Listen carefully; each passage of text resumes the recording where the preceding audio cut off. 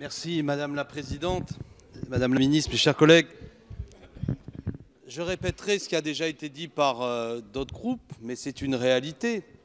Piquante à l'heure d'ailleurs où vous présentez une réforme constitutionnelle. Mais la vérité, chers amis et collègues de République En Marche, elle est dans ce que vous faites. Un refus systématique de débattre de quelconque projet de loi quand il ne vient pas de vous. Et ça devient insupportable. Quel que soit le fond, nous ne sommes pas totalement d'accord, évidemment, avec ce qui nous est présenté. Nous présentons des amendements, nous voulons débattre, car nous pensons qu'il y a quelque chose de fécond dans cet échange, une possibilité peut-être d'améliorer les choses. Mais vous, depuis le début, quel que soit d'où vient une proposition de loi, quand elle n'est pas République En Marche, rejet, rejet, rejet. À quel point on se demande à quoi sert ce type de journée? À quoi jouons-nous?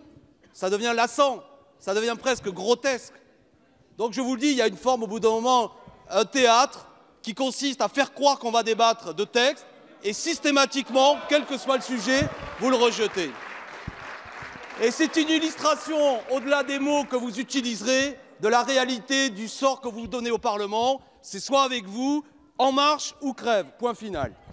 Pour le fond, il y avait beaucoup de choses à dire, et notamment l'idée d'améliorer le covoiturage, l'idée d'une prise en charge supérieure que nous proposions pour les employeurs pour ce ticket carburant, la possibilité de mettre fin à toutes ces distances entre le domicile et le travail. Mais j'en dis pas plus parce que mon temps est terminé. Franchement, au-delà du fond, je vous le dis, mes chers collègues, il y a un problème constitutionnel sur la manière dont vous concevez le débat et les échanges avec votre opposition. Ça devient vraiment lassant. Merci.